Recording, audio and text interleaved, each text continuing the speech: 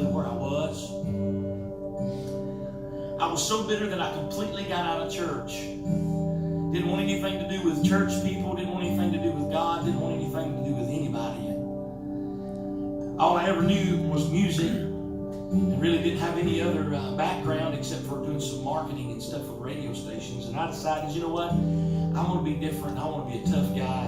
And I went and became a police officer for a little while, and I did that. And found out that I was pretty good at finding people, and had a guy offer me a job as a bounty hunter. I got to go where I wanted to go, and didn't have a boss. I could do my own thing and be my own man. Boy, I really liked the sound of that, because God couldn't control me. Why should man?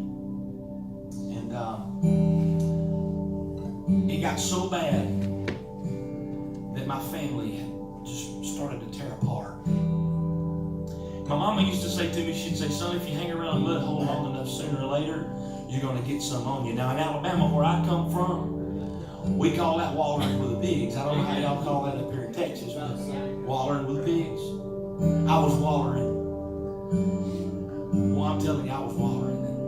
It got so bad that I went home one night and I looked at my wife and said, Julie, I want a divorce. I don't want to be here anymore. I don't want to be a husband. I don't want to be a father. I don't want to be anything. I just want to be out of the way. I don't want responsibility for anybody. And she said, you know, God can fix it. And I said, Julie, I really don't want God to fix it. I said, I just want God to leave me alone. I've done everything in my life to try to serve Him and never could get the doors to open to do what I've always wanted to do, and that's just tell people about Him. She said, just give me 40 days. I said, now, Julie, I've seen the movie Fireproof. That's not going to work on me. She said, if you love the kids, you'll give me 40 days. And I said, well, I'll give you 40 days so they can get acclimated to what's about to happen. And I'll be honest with you, Pastor, that was a tough decision to make. I walked out the door, and I remember just slamming it behind me and leaving my wife in tears. But then something began to happen. Night after night, I would listen and I would hear somebody calling my name. And she would say, but God, I love Him. Devil, you can't have what God gave to me. What God has put together, let no man put asunder. Lord, change me and make me the woman of God that You've called me to be. Make him the man of God that he knows he has to be. God, do a work in my house. Change us so we can do what You called us to do.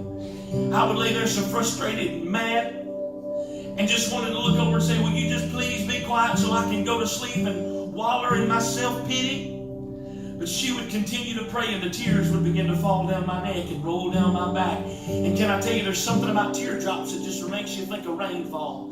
And every time it rains outside, there's many nights that I just think about those tears as they're running down my back. And I know that they're God's blessing. And I couldn't see it then, but I can see now that God had something great in store. Every tear that fell, I knew that there was a blessing that was coming our way. And one Sunday morning I woke up and Julie was standing at the foot of the bed, and I said, where are you going? She said, I'm going to church. I said, if you'll hang on, I think I'll go with you. And I got up and got a shower, got ready, and we went into this church in Guntersville, Alabama. And we walked in the door, and these people were singing just these few words, and wasn't a whole lot to the words. But what they were saying had context. It had meaning. It had anointing.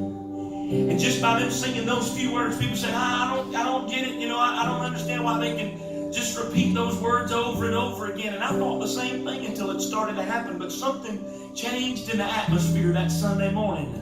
Because those people kept singing just those few words. But in those few words, you could see marriages being restored. You could see God beginning to do things that He couldn't do because people always had their mind on other things. See, we come to church and we're worried about the pot roast that's on the oven. And we're worried about the football game that's coming on after. And worried about our financial woes and our marital problems and our spiritual problems and everything else. But He said, if I be lifted up, I'll draw all men unto me. Not a few, not a couple, not one or two, but all. And God's word said it never come back null or void. That all we'd have to do is lift Him up. Amen. And they began to lift Him up. They were just singing a real simple chorus just like this. You are so amazing. You are so so amazing. You are so amazing. God, you are so amazing. And as they begin to sing those words, my wife ran down to the altar that Sunday morning. And I looked up at the sky right there and I said, okay, God, today's not the day. Not me, not right now. It ain't happening right now. I'm still mad. You ever been mad? Still bitter. Still frustrated. Because, Lord, I've done all these things for you. I've preached for you. I've sang for you. I've witnessed to you for you. And I've told people about you. And the only thing I ever wanted to do was be able to travel and sing and do exactly that for a living. And you never opened that door, so I don't want to hear anything about it. But then something hit me. That scripture that says, Lord, I've cast out demons in your name. Lord, I've prophesied in your name. And Jesus looked and said, you worker of iniquity, depart from me, I never knew you. I realized on a Sunday morning in Gunnersville, Alabama, that I had had a head knowledge of Jesus Christ my whole life. But can I tell you, when I stood up that Sunday morning and I made my way to an altar, I began to get a heart knowledge. And I fell before the Lord on my face, and I just knew somebody had come and put their arms around me because I felt love all over me. I reached up to just say thank you to the person that had hugged me, and there was nobody there. Can I tell you that Jesus met me in the altar that Sunday morning? And he wrapped his arms of love around me, and he began to minister to me and tell me that he loved me, and that I was his own, just like the song in the garden. And he tells me I am his own. And that Sunday morning I stood up and I had given everything to Jesus. He restored my home. He restored my relationship with him. And the only thing I could do was start to sing, oh, you are so amazing, amazing. You are so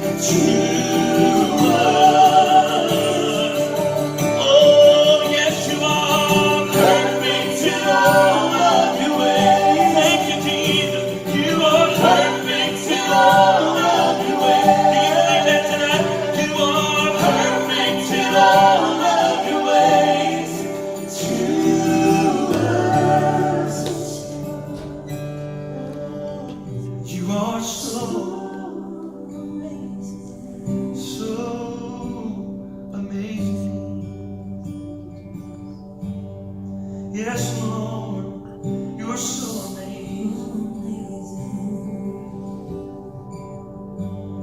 Amen. Thank you, Jesus. Amen. He speaks, and the sound of his voice,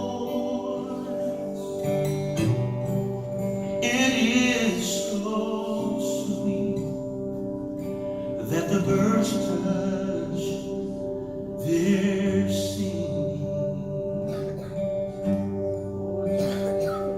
and the melody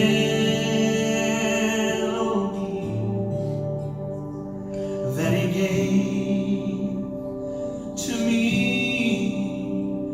within my heart still rings. Amen.